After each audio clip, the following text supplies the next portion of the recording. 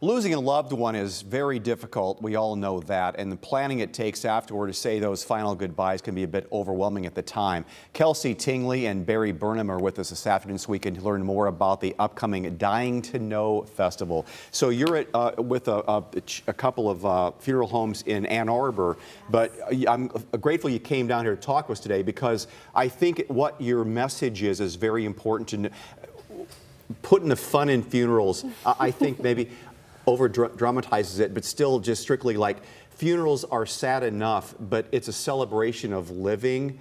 We celebrate our loved ones who sadly have passed away. We all die. That's the one thing. We all pass away. Kelsey, tell me first of all, what inspired this direction, this event you're going to have next Tuesday? Yeah, thank you.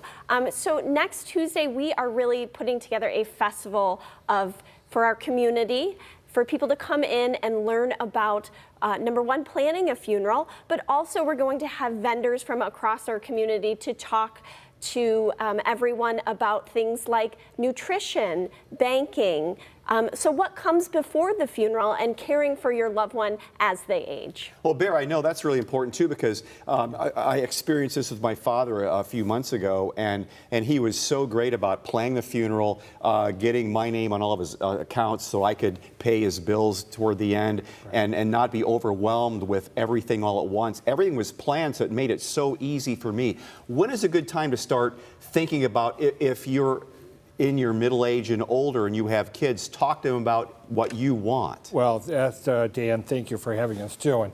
And that is a good question because we try to get people in their 50s, 55 to start planning because you don't know what might happen. And there's so many parts to a funeral. There's so many different options you could have. There is a lot of planning, whether you want burial or cremation. All those things are, there's so many variables. You need to sit down with your family, with a funeral provider, and start talking about those options. So our Dying to Know Festival is to do that all in one place. It's like one-stop shopping. You can come there and you can talk to probably 18 different vendors that we're going to have there and get all kinds of different information about maybe you might think that someday you might need assisted living. Well, what's involved in having cemetery space? We'll have a couple of cemeterians there talking about that. So if your spouse needs a ramp built, we're going to have somebody there that can talk to you about how you would go to get improvements to your house to make it easier to live there with somebody that might have a disability or a handicap without having to move. Kelsey, I'm curious, I mean, you're old enough, you've been in the business a little bit here. How have the trends been going from absolute burial to now more people doing the cremation, or is that not the case at all? So we are seeing an uptick in people opting for cremation as far as their funeral plans are concerned. But what we're really focusing on is turning what may be a simple cremation into a celebration of someone's life. Sure. So focusing on that aspect of the accomplishments that person had in their life when you come to the funeral home and celebrate them. Yeah, I told you, my father, before he passed away years ago when he planned it, he says, I don't want to have a sad funeral. I want to have a party. This is a guy who didn't even drink, and he wanted to have a party and everybody raised a glass in his honor, right? So it was a really nice send-off for him and comforting from our family. What trends are you seeing, Barry, that are different now in the business? Well, definitely cremation is up, but it's not anymore like cremation used to be. Like there weren't a lot of options for that. But now you can plan a funeral ceremony. It can be at the funeral home. It could be at another location. It could be at a church.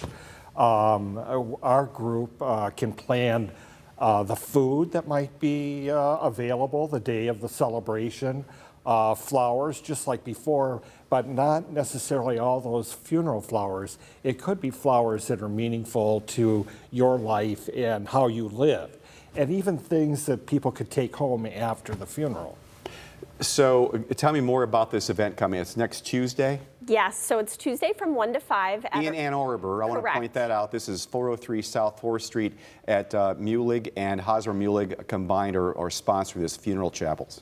That's correct. And it's really going to be a festival, as it's called. So we're going to have popcorn, we're going to have refreshments, we're going to have gift baskets and cash prizes. So it really is an open opportunity to have some seemingly difficult conversations in a more relaxed environment. Yeah, Barry, before we go, we got about 30 seconds before we go. At least it's starting the dialogue, and your being here today starts, if you're watching this and you don't plan to go, starts the dialogue, starts thinking about, we need to start thinking about what we want to do for ourselves as a couple or as an individual, even for your parent. Yeah, funerals today are so different than the funerals that our parents and grandparents had. And there's just so many options. We can't stress that enough. You need to come and talk to a funeral professional, and they can go through all of those details with you. Barry, Kelsey, thanks so much for coming in today. All right. Thanks for having us.